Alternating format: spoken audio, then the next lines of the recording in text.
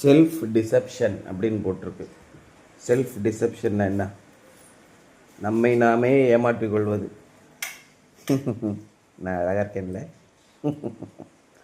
அப்படின்னு சொல்லி நம்மை நாமே ஏமாற்றிக் கொள்வது. தன்னை குறித்து ஒருவனும் தன்னை குறித்து எண்ணுவதற்கு மிஞ்சி எண்ணாதிருப்பானாகன்னு போட்டிருக்கு பைபிள். ஆனால் நம்ம என்ன நினச்சிக்கிறோம்?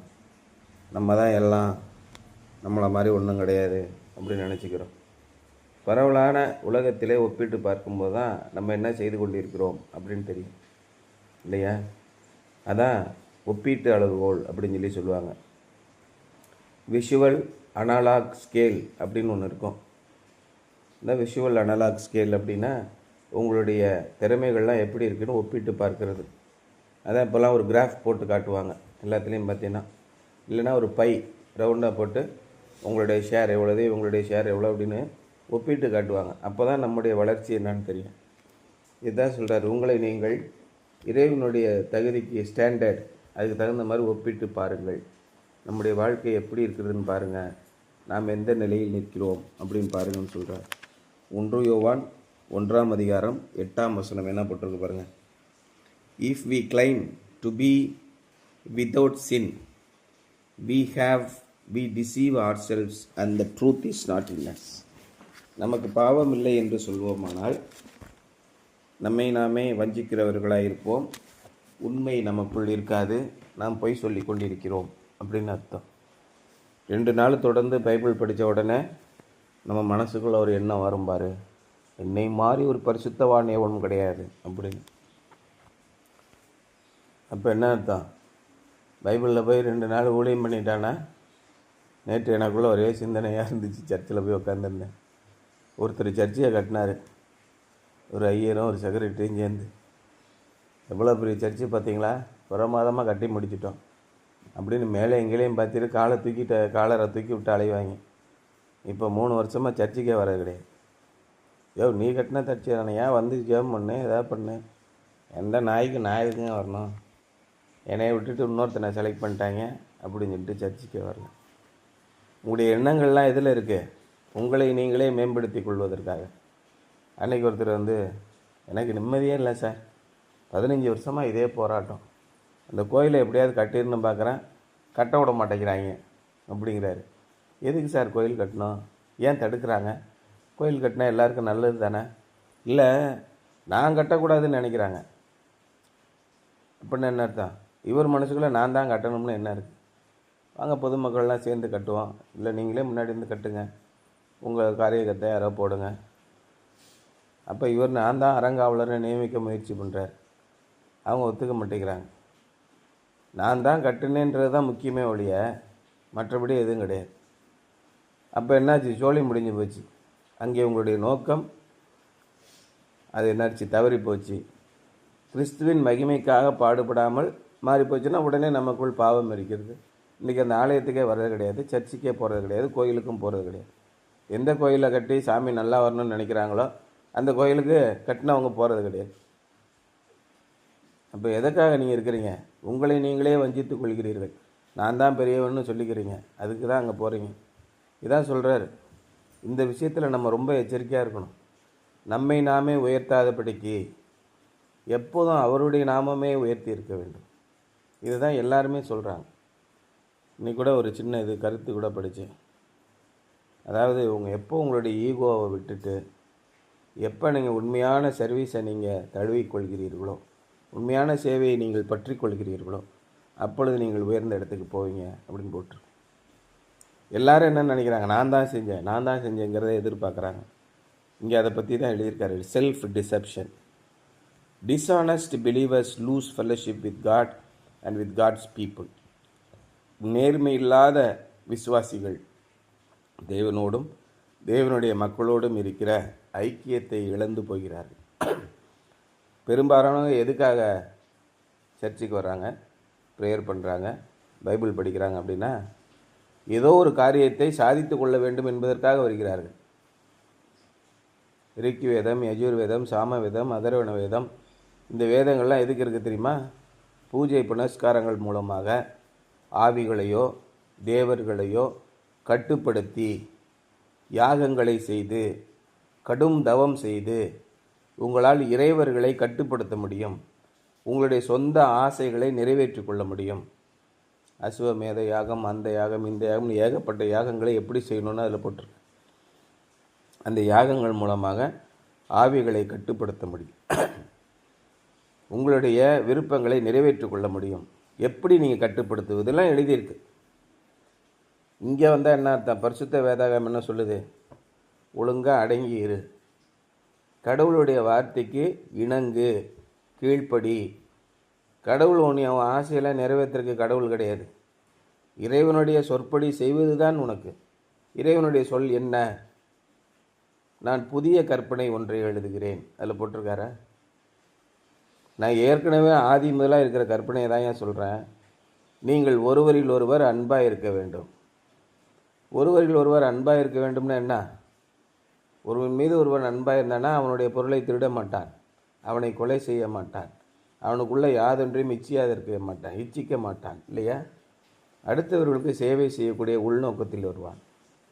அவனை உங்களுக்கு பிடிக்கலைன்னா, அவன் மீது அன்பு இல்லைன்னா சகல விதமான அவதூறுகளையும் நீங்கள் பரப்புவீர்கள். இங்கே தான் வருது. முடிஞ்சு போச்சு. ஒரே கற்பனை, அன்பே சிவம், முடிஞ்சு போச்சு. செய்கிறாங்களா?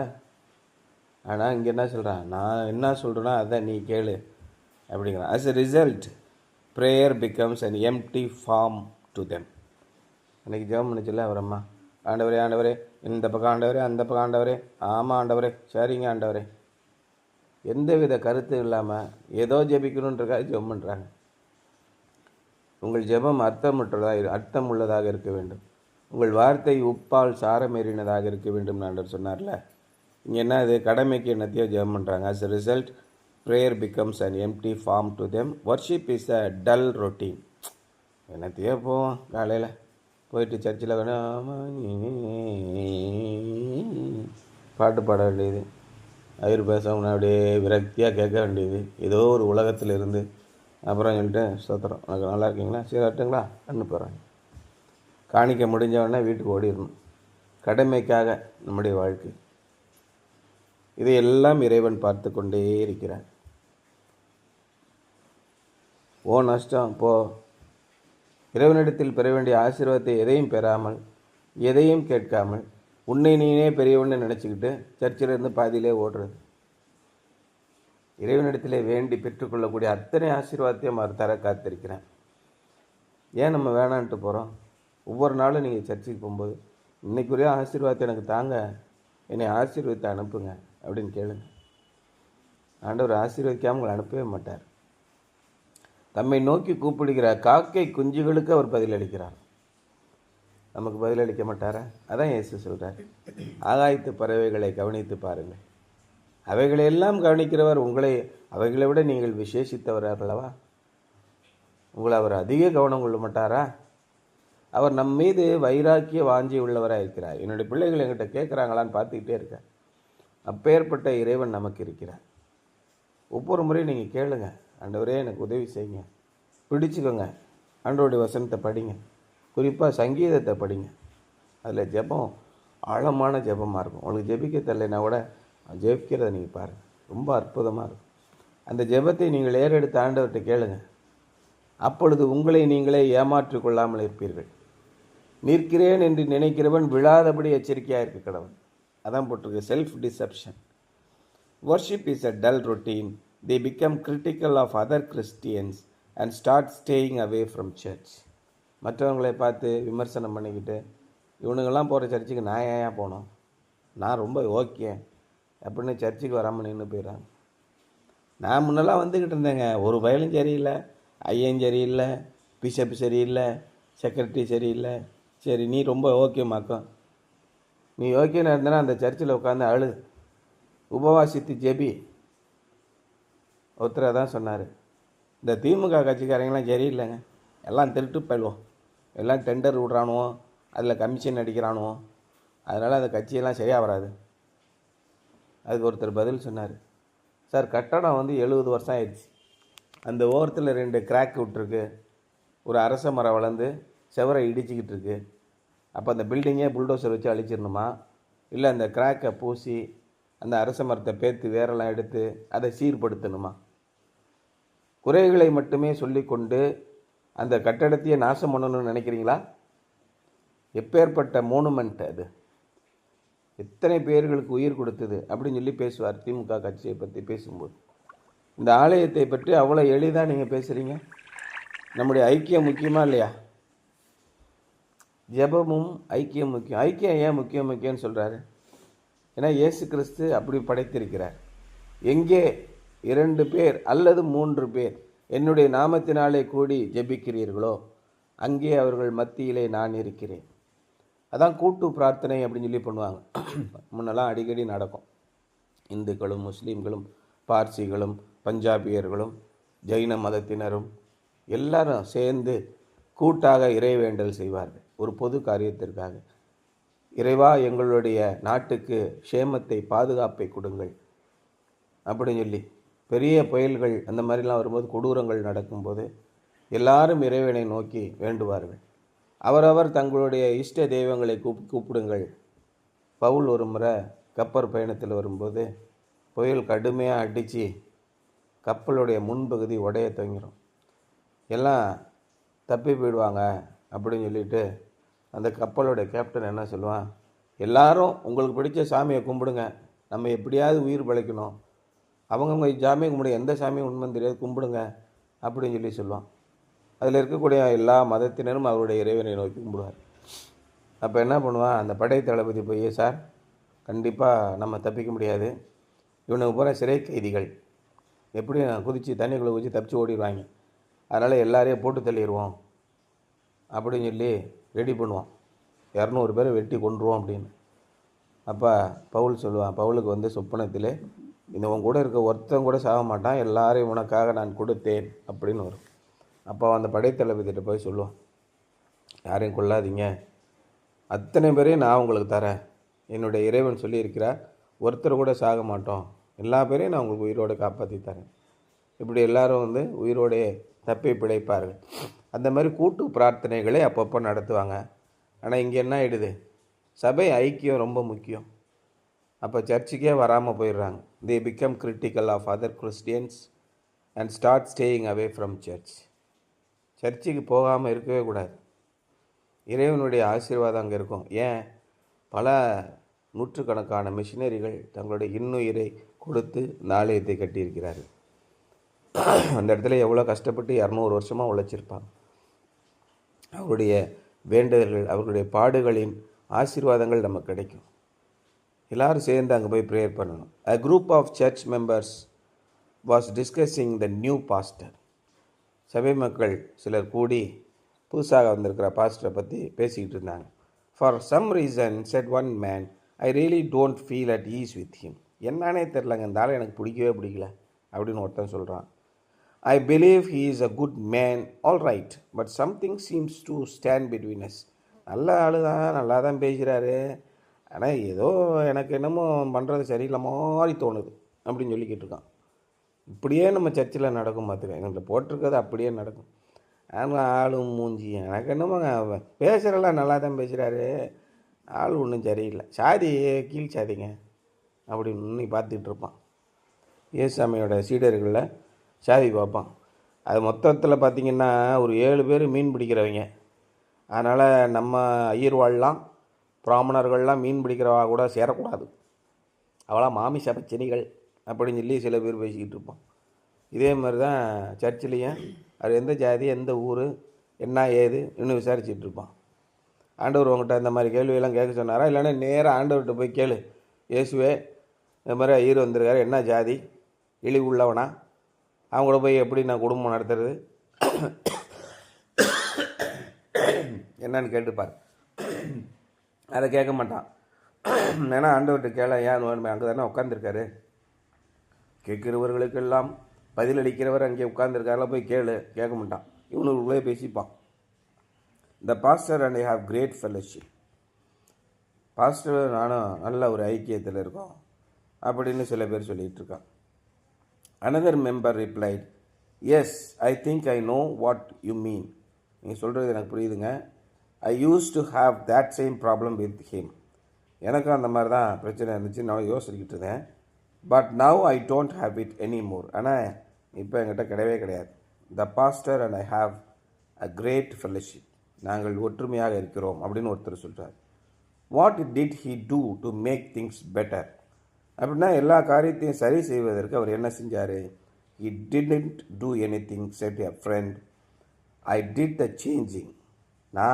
அவர் ஒன்றும் எனக்கு செய்யலை, நான் தான் என்னையை மாற்றிக்கிட்டேன். You did the changing? Yes, I decided to be open and honest about things the way அவர் பாஸ்டர் இஸ். பாஸ்டர் என்னத்தெல்லாம் செய்கிறாரோ எனக்கு இடைஞ்சலாக இருக்கிற விஷயங்களை கொடுத்து நேரடியாக போய் அவர்கிட்ட பேசி நேர்மை உள்ளவனாக நான் மாறினேன். You see, there isn't one stain of hypocrisy in his life, and there was so much pretending in my life that we just didn't make it together. அவர் பாட்டுக்கு அவர் ஆண்டவருடைய ஊழியத்தை பண்ணிக்கிட்டு இருக்காரு. நான் தான் என்னுடைய வாழ்க்கையை பூரா மாய்மாலம் உள்ளவனாக நினைத்து கொண்டேன். என்னமோ இவர் வந்தால் தான் சர்ச்சை நடக்கிற மாதிரியும், இல்லைன்னா இயேசுநாதரே வருத்தப்படுற மாதிரியும், அப்படியே மேலேயும் கீழையும் பார்க்கறது, இவன் மூஞ்சியை பார்க்குறக்கே எனக்கு பிடிக்கலன்னு சொல்லிட்டு அப்படியே காலரை தூக்கி விட்டு போகிறது, இந்த மாதிரி வேலையெல்லாம் செய்கிறாங்க. இவர் வந்தால் தான் சர்ச்சையே நடக்கிற மாதிரி. இப்படியே மனதுக்குள்ளே நான் என்னை நானே உயர்வானவனாக நினைத்து கொண்டு இங்கேயும் அங்கேயும் நடந்துக்கிட்டு இருந்தேன். ஆனால் உள்ளபடி பார்த்தீங்கன்னா நான் தான் என்னை மாற்றிக்கொள்ள வேண்டியிருந்தது. அவர் பாட்டு இறைவனுடைய செய்தியை சொல்லி கொண்டிருக்கிறார், இறைவனிடத்தில் பேசி கொண்டிருக்கிறார். அப்போ சபையில் ஐக்கியம் வரணுன்னா என்ன பண்ணணும்? நம்மை நாம் மாற்றிக்கொள்ள வேண்டும். நான் முழங்காட் போட்டு ஜெபிக்கும் போது, ஆண்டவரே நான் என்ன நிலையில் இருக்கிறேன், என்னை உணர்கிற ஆவியை எனக்கு தாரும், தன் பாவங்களை உணர்கிறவன் யார் அப்படின்னு தாவீது கேட்குறான். அந்த மாதிரி ஒரு நிலையிலே நாம் இருக்கிறோம். நம்மை நாம் திருத்தி கொள்ளும்போது எல்லாம் சமமாகும். He and I both knew I was a phony. அவருக்கும் தெரியும், எனக்கும் தெரியும், நான் எதுக்கெடுத்தாலும் போன நோண்டிக்கிட்டே இருப்பேன். Since I have started to live an honest Christian life, everything is better. சர்ச்சுக்கு வந்துட்டோன்னா ஃபோனை சைலண்ட் மோடில் போடுங்க, இல்லை ஏரோப்ளேன் மோடில் போடுங்க. அந்த 2 மணி நேரம் இறைவனோடு ஒன்றி இருக்க முடியாதா? இறைவனுடைய வார்த்தை என்ன என்பதை கேட்பதற்கான நுட்பம் உங்களுக்கு இல்லையா? அதை குறிப்பெடுத்து வைத்துக்கொண்டு, ஆண்டவரே இன்றைய தினத்தில் என்ன வசனத்தின் மூலமாக என்னோடு பேசுகிறேன், இன்றைக்கு என்னோடு கூட பேசுங்க, எனக்கு ஆசீர்வாதத்தை கொடுங்க, கேளுங்க ஆண்டவர்கிட்ட. அதை விட்டுட்டு முன்னாடி இருக்க எப்படி உட்காந்துருக்கான், பின்னாடி இருக்க வந்திருக்கான், அவள் என்ன கொண்டா போட்டிருக்கா, இவன் என்ன ட்ரெஸ்ஸு போட்டிருக்கா, இதே எண்ணங்கள் வந்துகிட்ருக்கும். ஒரு சில பேர் குறை கண்டுபிடிக்கிறேன், ஏன் என்ன பேசுகிறான்னு பாரு, அவன் சாதிக்கு தகுந்த மாதிரி பேசுவாயா அப்படிமாய். இதே மாதிரி துன்மார்க்கமான எண்ணத்தை கொண்டு உட்காந்துருக்கதை விட்டுட்டு உள்ளபடி ஆண்டவரை பின்பற்றினால், ஆண்டவரே கழுதை கூட பேசிச்சு, உங்களுடைய வசனத்தை நீ எனக்கு கொடுங்க, எனக்கு ஆசீர்வாதத்தை கொடுங்க. யார் பேசுனா என்ன? நீங்கள் அனுமதிக்கவில்லை என்றால் இவர் இங்கே ஐயரா வந்திருப்பாரா? ஆண்டவர் சொல்லாமல் எதுவுமே நடக்காது, நான் விசுவாசிக்கிறேன். நீங்கள் தான் ஏற்பாடு பண்ணியிருப்பீங்க, நல்லதுக்கு தான் நீங்கள் செய்வீங்க, நீங்கள் செய்வதெல்லாம் சத்தியம், நீங்கள் செய்கிறதெல்லாம் உத்தமம் தான் ஆண்டவர், எதுக்குமே நீங்கள் சொல்கிறதுக்கு எல்லாம் நான் கீழ்ப்படிவேன், என்னை ஆசீர்வதிங்க, எல்லாரோடும் இணங்கி போக எனக்கு செய்யுங்க. அப்படி நீங்கள் பாவத்தை அறிக்கையிட்டு உங்களை நீங்கள் மாற்றிக்கொள்ளும்போது உங்களை நீங்களே ஏமாற்றிக்கொள்ளாதவர்களாக இருப்பீர்கள், மிகுந்த ஆசீர்வாதத்தை பெறுவீர்கள்னு அவர் சொல்கிறார். Something to Pander. when your own praying becomes empty and worship becomes dull, what do you do to get back on track? ஏதோ கடமைக்கு பைபிள் படிச்சுட்டு என்னத்தை போட்டு உட்காந்து ஏதோ தியானம் பண்ணிக்கிட்டு 7 மணி ஆகிட்டா இப்போ அப்படின்னு உட்காந்துருந்தீங்கன்னா எல்லாம் காலி. யோசனை பண்ணிக்கோங்க. கண்ணும் கருத்துமாக அவருடைய வழிகளை பின்பற்றுங்கள். நல்லா கண்ணும் கருத்துமாக ஊக்கமாக ஜெபியுங்கள். ஜெபித்து பாருங்கள், ஆண்டவர் உங்களுக்கு ஆசீர்வாதத்தை கொடுப்பார்.